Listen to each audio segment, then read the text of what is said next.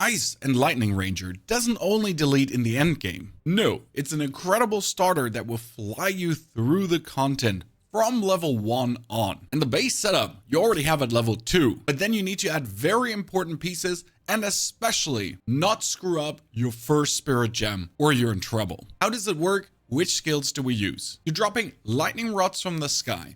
That already damages the opponent and creates a field of lightning around them. With the lightning arrow then shooting into this field of lightning, you're going to trigger the rods to pulls, and pulls, which leads to incredible damage already early on. In order to get more lightning rods, the first support gem will be Scatter Shot. That's 3 rods straight up on your opponents and then bzz, bzz, bzz. These lightning rods you want to have as fast as possible because together with the arrow, that's your main damage. So you want to martial tempo them. And later, as you then get a 3rd gem slot, you want to have concentrated effect. Supported skills deal 40% more damage, while they have 50% lesser area of effect, which doesn't matter because we have so many of them out. In order for Lightning Arrow to be nasty, we want to lightning infuse it. Then we're going to go for the Pierce, which simply allows them to hit the lightning rods even more often. And last but not least, we want to hit them with Conduction. So the supported skill have 100% more chance to shock. We need shock on the enemy for the Herald of Thunder. And that is the one thing to not screw up. We ignore Magnetic Salvo for now. That is for the later build with level 52, not for the starter. And since I mentioned Herald of Thunder, let's talk about that. It's amazing. And you will pick this up with your very first spirit gem in Act 1 as you kill the King of the Mist. If you don't pick this one up, it's going to be more and more painful until you get your second spirit gem in Act 2. I made that mistake. Don't make that mistake. What does the Herald do now? If you kill a shocked enemy while Herald is active, subsequent attacks will call lightning bolts from the sky, just striking everyone dead, allowing you for nasty AoE clears. And that's your main tool to just literally blast through maps with insane movement speed. To this, we're adding Innervade, which gives our attacks 35% bonus damage if we killed someone with a supported skill. And that's what Herald essentially does. We kill a shocked enemy, boom, lightning strikes down, our attacks get even more damage, we do even more damage, shocked enemy kills, we do even more damage. Nice little loop. Adding Primal Armament to this to have the supported skill deal even more elemental damage. And then Lightning Penetration to penetrate the elemental resistance. That is for later. These 3 skills are your main frame as you start in Act 1 and you get this super fast together. To flesh this further out, we're adding Escape Shot, which pushes you back, Frost Arrow down, and gives you just a nice little escape tool in case you're being hunted by the enemy. And as soon as you find your first tier 5 gem, that is still Act 1, it gets super interesting. 2 things we're using. Freezing Salvo, but before you pick up Freezing Salvo, you want to get yourself Electrocuting Arrow. Electrocuting Arrow gives your enemy an electrocution. That ailment will be filled up with consecutive lightning damage and literally seize up your opponent. The arrow lasts for 12 seconds, which is a significant time, and is your main tool to just absolutely bully bosses. You're gonna leap over the opponent, drop your rods on him, shoot your arrows into him, and he will just get super lightning stun. That versus bosses is a super nice tool to just give you these moments of, I just do damage without a single question. In order to never be staggered out of this, we're using Unbreakable. This will allow you to use it versus bosses without them ever being able to stop you from using it. And then your second tier 5 skill is Freezing Salvo. Shooting out bombs of ice, freezing your opponent, and absolutely racking masses of opponents as well. Interesting part about this, it is a skill that needs to accumulate charges. You always want to shoot it as it has 12 charges, so you have to wait before you can use it again. And that fits perfectly with the Hourglass skill. The Hourglass skill will give it 40% more damage, making it even more deadly. And it also says supported skills have a 10-second cooldown. That 10-second cooldown is the exact time the skill needs to roughly build up 10 charges again. Every 10 seconds, easily just use your Freezing Salvo. With Cold Infusion, have it do even more cold damage. And then on top with Magnified Effect later, you can just increase the area of effect.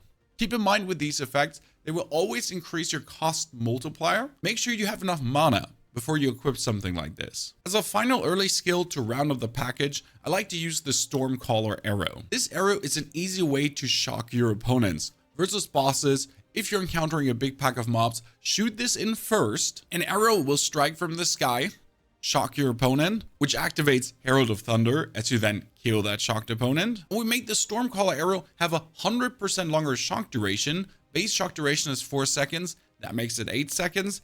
It will have a less chance to shock, but the chance to shock is so high that it doesn't matter. And then with Cursing Currents, you're going to also shock everyone around it.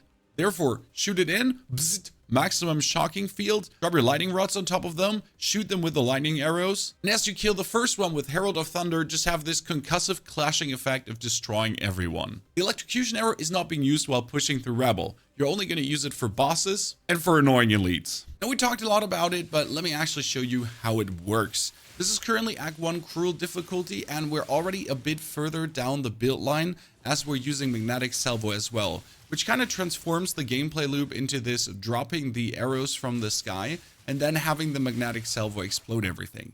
Don't worry, we'll get to this. Now, I would just like to show you a boss fight and the proper rotation you're using from Act 1 onwards. Okay, step number 1 on every boss fight, we're dropping just lightning arrows from the sky.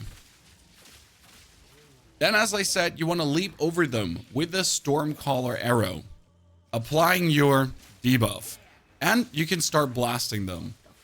That's pretty much what we have here. Now we're gonna blast them, make sure we're alive, leap over them again to apply the Stormcaller arrow, and you see that electrocution buildup, which is really nice.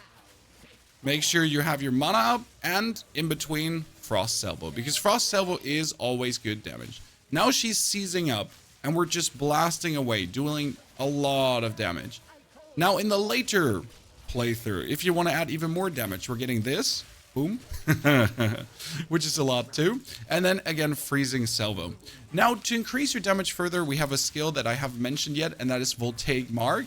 That will be put on your enemy to have them take even more damage down the line from the shock effect. Because the shock effect increases the damage by 35% at this point.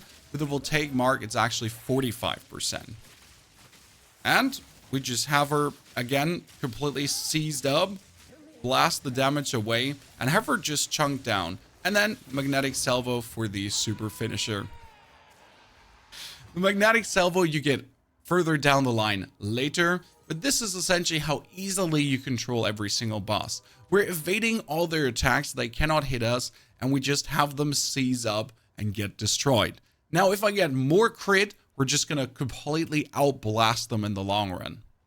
What you saw, though, is that we're using a lot of mana. There will be two things you'll have to look out for in the gear and passive section, so that is not a problem. Didn't mention the Voltaic Mark yet, because I mostly don't use it. The Voltaic Mark makes our shock more dangerous. Shock in general has the opponent take more damage. Shock is needed for the Herald of Thunder, and then with the Voltaic Mark on and the persistent buff to increase the duration, the enemy for 8 seconds plus is going to take even more damage, and you have a higher chance to shock the enemy again, and again. With your second spirit gem, we're picking up Wind Dancer. 30 spirit for Herald of Thunder. In Act 3, you're going to get another permanent 30 spirit, and that will allow you to activate Wind Dancer. It has 3 stages. You gain 1 stage every 1.4 seconds. That is more evasion rating per stage, and on hit, all those stages are being consumed, and you trigger Gale Force, pushing your enemies back around you. It's a nice little tool to just keep you alive, and alive.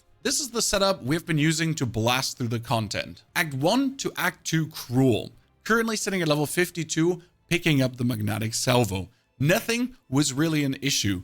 The main trick was really picking up that Freezing Salvo, because a lot of bosses are vulnerable to ice, especially that annoying giant in Act 2 was a real bummer to fight without the Freezing Salvo. I had to learn the painful lesson of missing the Herald of Thunder in Act 2 and not having the Freezing Salvo. I learned this way later, and that's why we're presenting it here for you now, that you have a way easier time to blast through. Beat Act 1 on level 15, and then Act 2 was like super easy. General recommendation, try to be level 16 on the Act 1 beating, because you get another big potion instead of having the smaller potion, which makes lives vastly easier. And the most important points to put in your passive pre in the beginning will be 10% chance for flasks to not consume charges, and increased mana and life recovery from flasks.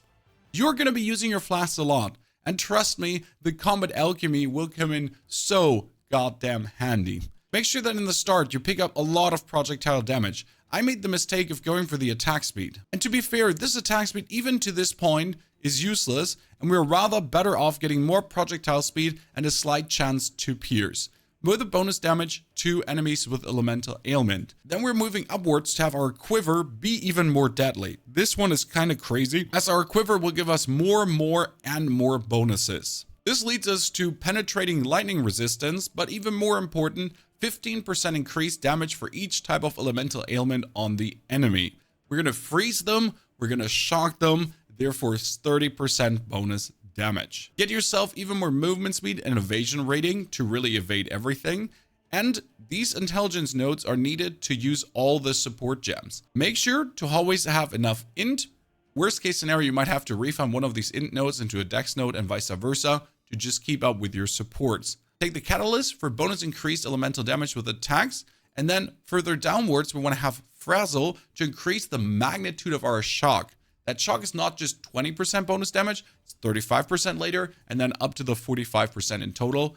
This also gives us bonus mana regeneration, and that mana regeneration is so important that we can keep up with the demands of our skills. Might want to take the increased attack damage here and movement speed, plus you could go for the maim on hit if you have the point to spare. Moving downwards to increased movement speed and skill speed, then zooming all the way over to straight up increased lightning damage while affected by Herald of Thunder.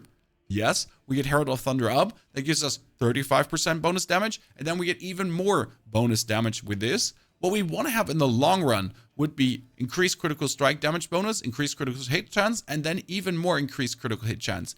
This one is incredible. It will boost your magnetic salvo like crazy. We're going to get more evasion rating from our chest. Our chest has 500 evasion rating. That makes it 1,000, bringing me up to almost 90% evasion chance. With even more evasion rating, an 8% increased dex, into 1% increased attack speed per 15 dex. In this case, we're looking at 165 dex, just giving us a nice little attack speed booster. For gear, your most important piece will be an amulet.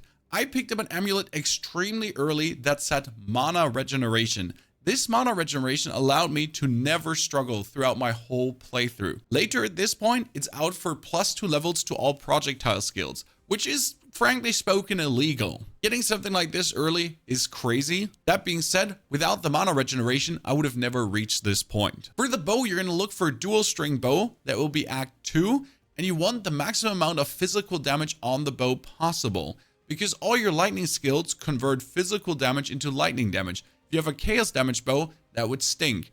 Go for those fizz bonus damage bows. And for the quiver, try to boost yourself with flat attacks even more, since that is being multiplied up by another 80% through your passive skill tree, making your quiver just give you so much bonus damage. And something like this, you can already have at level 17. This is the quiver I've actually been using from level 18 on, up to level 50, until I then swapped over to the new one. For the other gear, it's pretty much evasion rating, and, well, I picked up a unique chest, which is frankly spoken illegal because it has 500 evasion rating and 300 max life. That's crazy. Rings for mana regeneration would be crazy good too, mostly going here for attributes, resistances, and maximum life. Bonus physical damage will, yes, factor into your bonus lightning damage as well. And now to the level 52 plus, because that actually changes the way how we play. Since from this point on, you have magnetic salvo, and that one is so cool because it will shoot energy missiles at your existing lightning stuff on the ground. You're going to put down 15 rods of lightning, shoot the salvo in it, and it's going to go carpet bomb style. This versus bosses is essentially a new gameplay loop, where you're going to apply shock, or the Stormcaller arrow, making sure they're shocked, drop all the lightning rods on them, and with a magnetic salvo, VAM, exploded. This is going to be extremely mana hungry. That's where the bonus flash charges come in, the not consuming of flash charges, and also your mana regeneration. First support is the inevitable critical. Since we don't have a lot of critical hit chance right now, this allows us to hit critical hits more likely.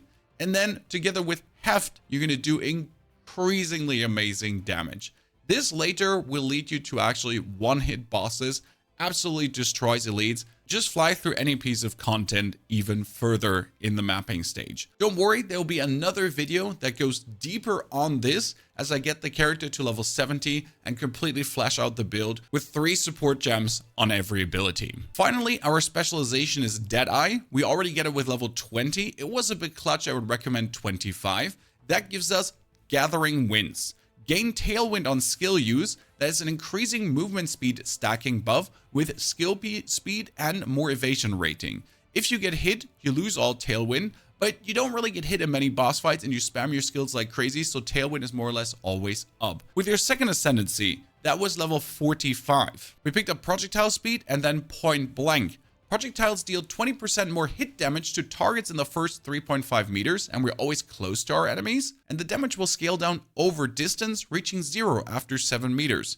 Point blank, as it says, we're just living inside of our opponent with the insane evasion we have. Ladies and gentlemen, could I convince you on the Ranger train? Any more questions? Drop them in the description below. And if you're rather interested in the witch who just explodes everything in her way, and no, it didn't get nerfed, there's the starter and the advanced version. Enjoy and have a fantastic good day.